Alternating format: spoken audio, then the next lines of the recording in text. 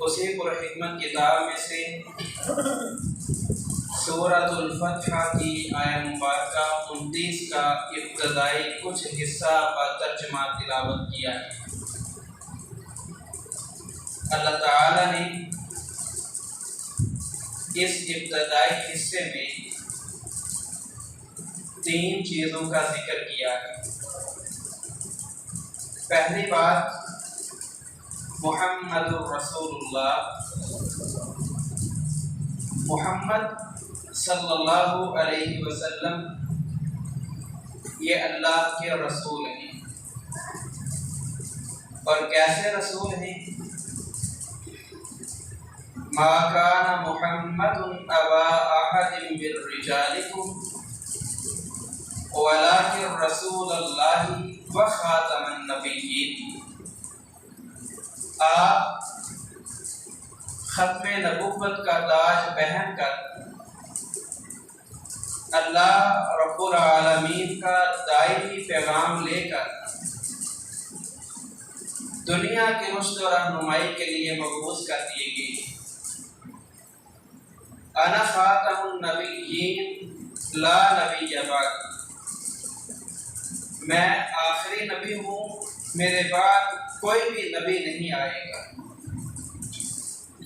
دوسری چیز جو اس آیہ مبارکہ کی ابتدا میں ذکر کی گئی وہ یہ ہے والذین معہ،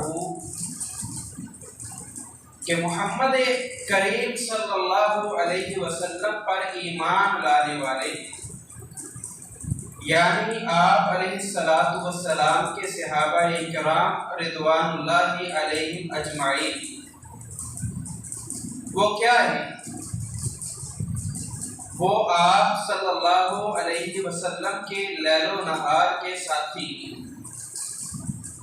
وہ آپ علیہ السلام کی غمی اور خوشی میں شریک ہونے والے ہیں، وہ آپ صلی اللہ علیہ وسلم سے اللہ کا پیغام جیسے سنتے ہیں پوری امانت داری اور دیانت داری سے امت تک منتقل کرنے والے ہیں۔ ان کی کچھ خوبیاں ہیں، ان کی کچھ صفات ہیں، ان کی کچھ علامات ہیں۔ اشداء علی الکفار، پہلی خوبی یہ ہے کہ آپ علیہ السلام کے صحابہ کافروں کے لیے اپنے دل میں نرم گوشہ نہیں رکھتے۔ کافر مد مقابل ہو تو وہ یہ لحاظ نہیں کرتے کہ مقابلے میں میرا باپ ہے، میرا بھائی ہے، میرا عزیز ہے، میرا رشتہ دار ہے، اور اس رشتے کی لاج رکھتے ہوئے وہ اپنے اس عزیز سے نرمی کرے، ایسا نہیں ہے۔ اشداء علی الکفار، کافروں کے لیے بڑے سخت ہیں، اور کتنے سخت ہیں کہ ایک دن باپ اور بیٹا بیٹھے ہوئے ہیں، بیٹا کہتا ہے اے میرے والد گرامی، فلاں جنگ میں آپ میری تلوار کے نیچے کئی دفعہ آئے اور میں نے آپ کا لحاظ کر دیا کہ یہ میرے والد ہیں، اور باپ مسلمان ہے۔ باپ کہتا ہے بیٹا اگر تو میری تلوار کے نیچے آتا تو بیٹا سمجھ کے معاف نہ کرتا بلکہ محمد الرسول اللہ کا دشمن سمجھ کر تیرا سر اتار دیتا۔ اشداء علی الکفار، یہ کافروں کے لیے اتنے سخت ہیں کہ اپنے رشتے کا بھی پاس نہیں رکھتے۔ جب رسول اللہ کی باری آتی ہے، دین اسلام کا معاملہ آتا ہے، رحماء بینہم۔ دوسری خوبی یہ ہے کہ یہ آپس میں بڑے نرم دل ہیں، یہ آپس میں بڑی محبت کرنے والے ہیں، آپس میں ان کا تعلق بڑا مثالی ہے، اور تاریخ اسلام اس کی مثالوں سے بھری پڑی ہے۔ مثال کے طور پہ سیدنا عبد الرحمن بن عوف رضی اللہ عنہ مدینہ سے ہجرت کر کے، مکہ سے ہجرت کر کے مدینہ تشریف لائے، اور حالت کیا ہے؟ سواری بھی بھائیوں نے لے لی، مال و زر بھی بھائیوں نے لے لیا، بیٹا سوال ہے بیٹا بھی والدین نے لے لیا، بیوی ساتھ ہے تو سسرالی رشتہ دار آئے کہ یہ ہماری بیٹی ہے لہذا اپنی بیوی کو چھوڑ کے چلے جائے۔ پیدل سفر طے کرتے ہوئے اللہ کے پیغمبر کے پاس پہنچے اور اللہ کے رسول نے دیکھا کہ عبد الرحمن بن عوف پھٹے پرانے کپڑے ہیں اور پاؤں سفر کی وجہ سے پھٹ چکے ہیں۔ عبد الرحمن بن عوف رضی اللہ عنہ سے پوچھا کیسے آئے ہو؟ فرمایا اللہ کے رسول سب کچھ لٹا کے آیا ہوں۔ اللہ کے پیغمبر نے فرمایا دین بچا کے آئے ہو تو سب کچھ بچ کے آئے۔ رحماء بینہم، یہ آپس میں کتنے نرم دل ہیں اور ان کی مثالیں کیسی ہیں۔ ایک شخص کھڑا ہوا کہتا ہے اللہ کے پیغمبر میری 2 بیویاں ہیں، ایک کو طلاق دیتا ہوں، اس سے کہیں یہ اس سے نکاح کرتے ہیں۔ دوسرا کھڑا ہوا اللہ کے پیغمبر میں اپنے گھر کے 2 حصے کرتا ہوں، آدھا اسے دے دے۔ اللہ کے پیغمبر میں اپنے مال کو 2 حصوں میں تقسیم کرتا ہوں، آدھا اسے دے دے۔ رحماء بینہم، کوئی تعلق نہیں ہے، وہ مدینے کے انصار ہیں اور وہ مکہ سے ہجرت کر کے آ رہا ہے، کوئی جان پہچان نہیں ہے، کوئی تعلق واسطہ نہیں ہے، لیکن رشتہ ہے، ایمان کا رشتہ ہے۔ رحماء بینہم، اس ایمان کے رشتے نے انہیں اتنا مضبوط کر دیا ہے کہ وہ اللہ کے پیغمبر کے اتنے عظیم جانثار بنے ہیں کہ اپنا سب کچھ قربان کرنے کے لیے تیار ہو چکے ہیں۔ اور ان کی یہ محبتیں، ان کی یہ الفتیں اور پیار صرف اپنے تک محدود نہیں ہیں بلکہ یہ رسول اللہ کے اہل بیت سے بھی محبت کرتے ہیں، یہ اللہ کے پیغمبر کے گھر والوں سے بھی پیار کرتے ہیں۔ اور آپ کے اہل بیت کی شان و عظمت کیا ہے، مقام، مرتبہ اور بلندی کیا ہے۔ اللہ کے رسول علیہ السلام کا بیٹا ابراہیم فوت ہو چکا ہے، اور یہ وہی ابراہیم ہے کہ جس کے جسم کو، جس کی ناش کو اللہ کے رسول نے اپنے ہاتھوں پہ اٹھایا ہوا ہے، اور آپ کی آنکھوں سے آنسو بہ رہے ہیں اور آپ فرما رہے ہیں اے ابراہیم تیری جدائی کی وجہ سے میری کمر ٹوٹ گئی ہے، تیری جدائی کی وجہ سے میری آنکھوں سے آنسو بہ رہے ہیں، پھر بھی میں اللہ کی ناشکری نہیں کروں گا، اللہ کی رضا پہ راضی رہوں گا۔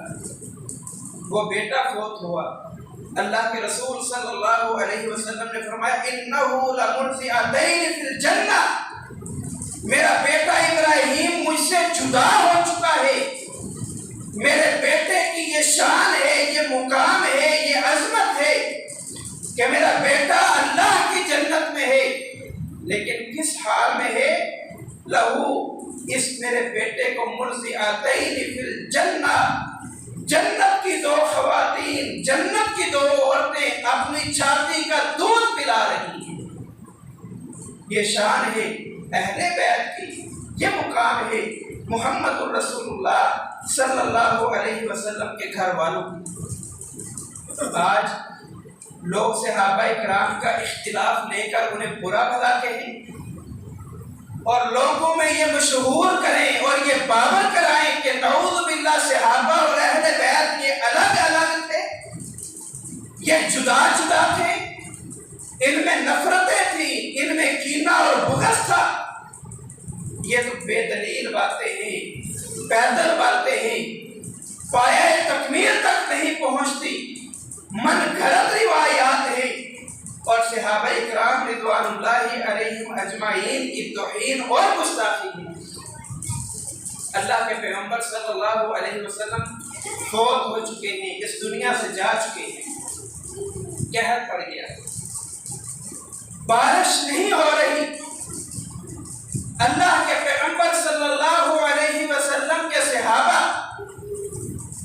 جس کے پاس آئے ہیں کہ آ کر دعا کروائیں کہ اللہ اپنی رحمت کی بارش نازل فرما۔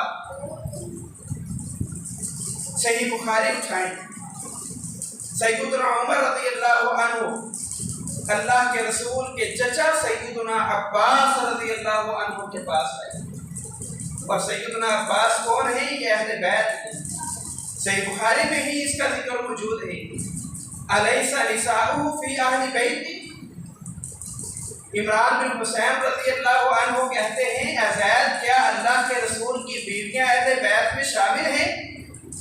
انہوں نے کہا جی ہاں اللہ کے رسول کی بیویاں اہل بیت میں شامل ہیں، لیکن ان کے علاوہ کچھ اور افراد بھی ہیں جو اہل بیت میں شامل ہیں. ان میں ایک آل عباس سیدنا عباس رضی اللہ عنہ کا اہل و عیال اہل بیت میں شامل ہیں.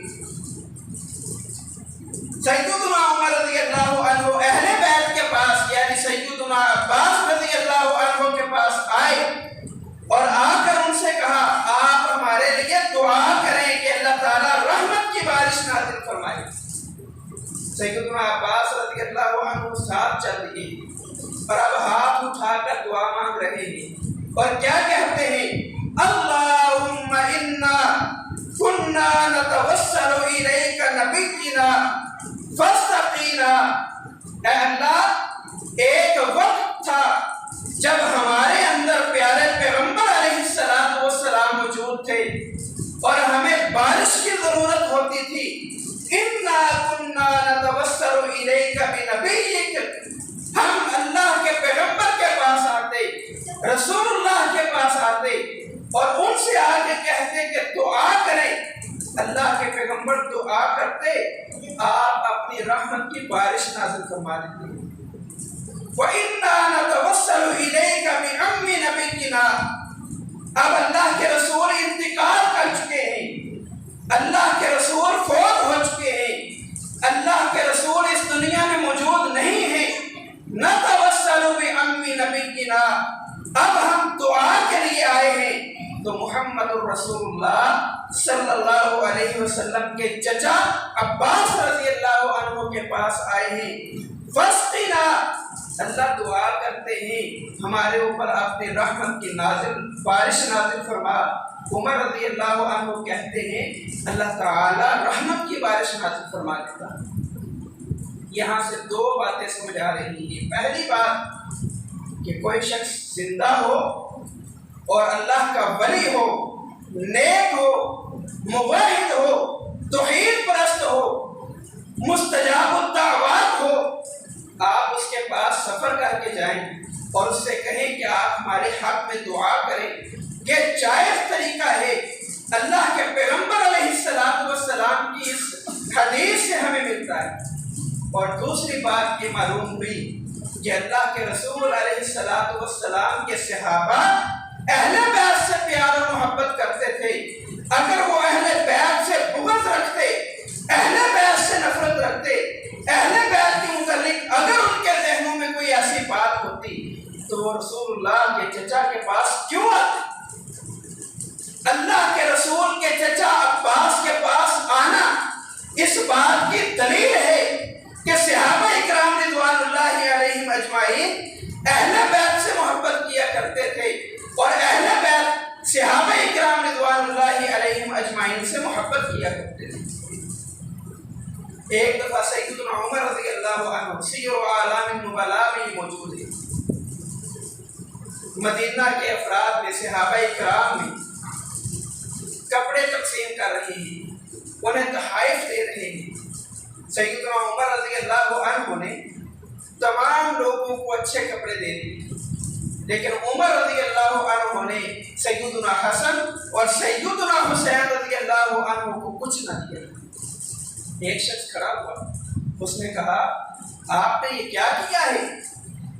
آپ نے سب کو کپڑے دیے لیکن رسول اللہ کے نواسوں آپ کے بیٹوں حسن اور حسین رضی اللہ عنہ آپ کو کچھ نہیں دیا. عمر رضی اللہ عنہ نے کہا جو کپڑے میں نے آپ کو دیے ہیں اگرچہ یہ عمدہ کپڑے ہیں، اچھے کپڑے ہیں، لیکن یہ رسول اللہ کے شہزادوں کے شیان شان نہیں ہیں.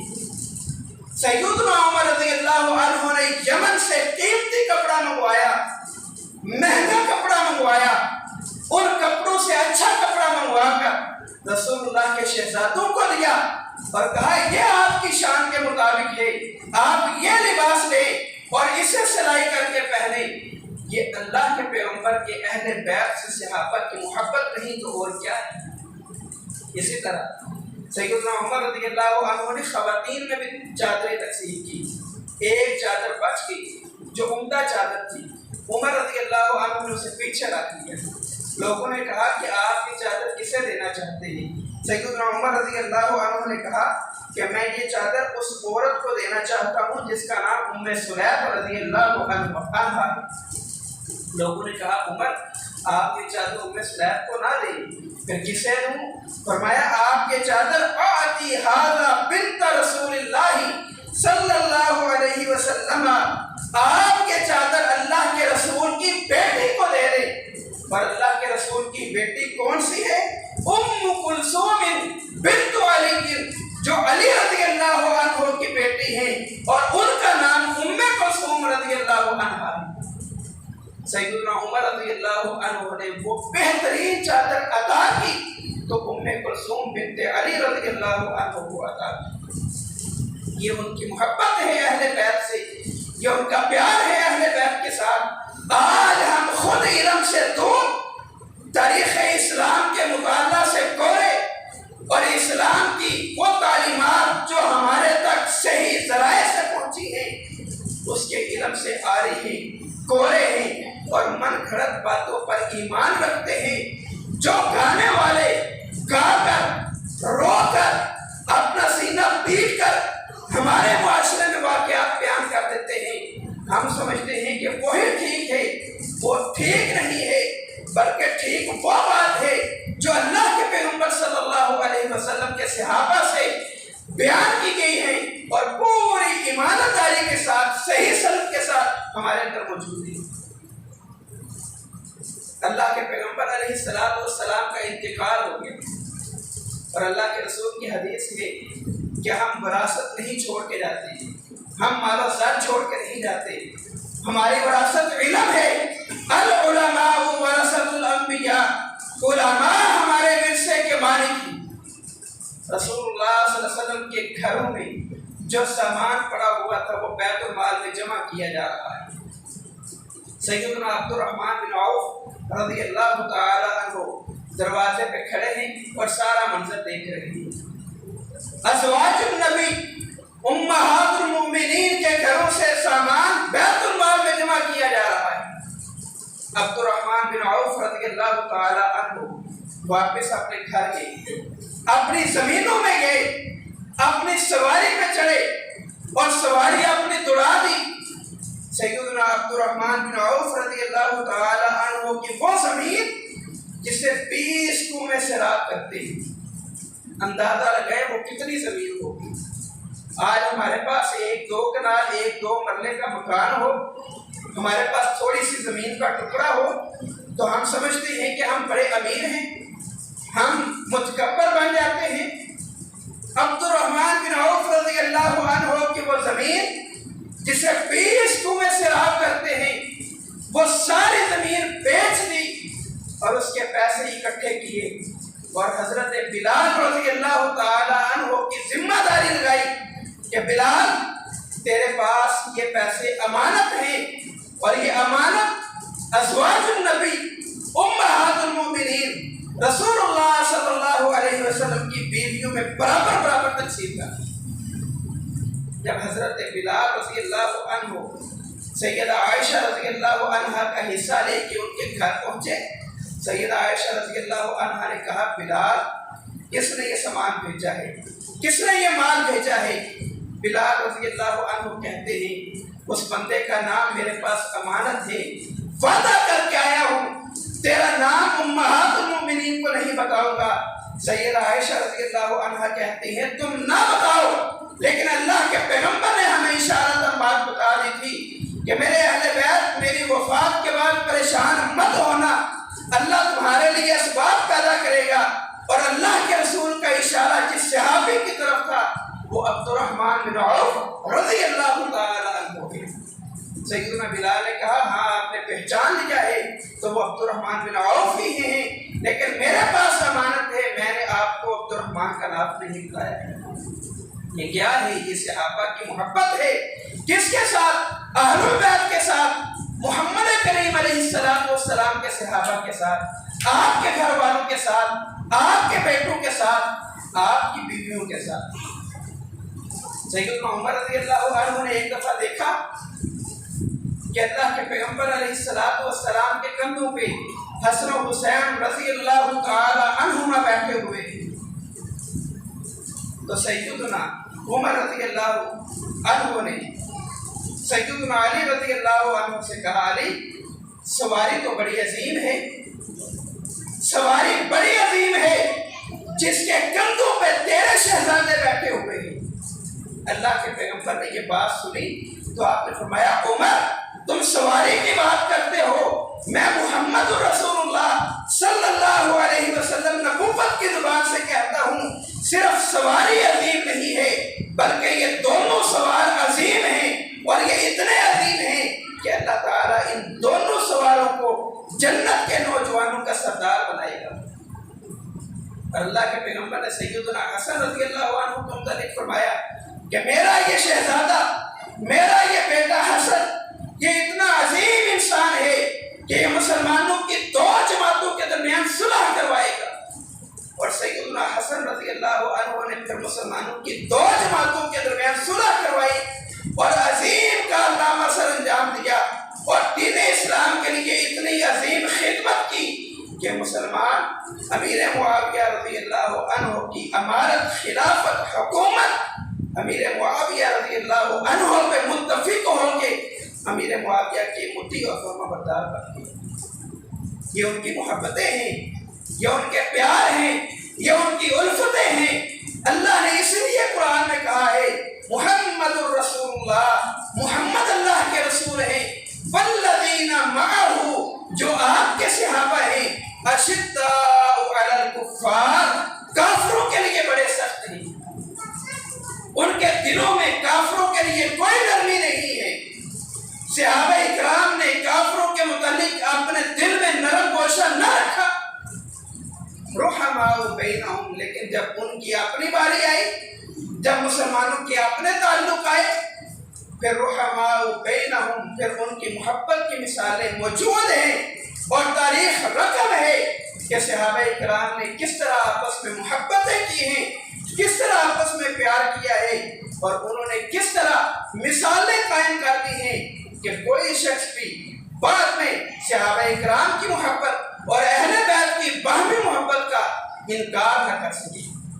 روز روشن کی طرح دلائل ہونے کے باوجود آج ہم خرگوش کی طرح، آج ہم کبوتر کی طرح آنکھیں بند کر لیں اور سوئے رہیں، غفلت کی چادر اوڑھ کے لیٹے رہیں اور یہ کہیں کہ ہم نے تو امن کا درس سیکھا ہے، ہم نے امن کا درس سیکھا ہے، قرآن بھی اس کی وضاحت کرتا ہے، حدیث بھی اس کا حکم دیتی ہے، لیکن اس کا معنی ہرگز نہیں کہ آپ دلائل کے ساتھ لوگوں کا رد کرنا چھوڑ دیں۔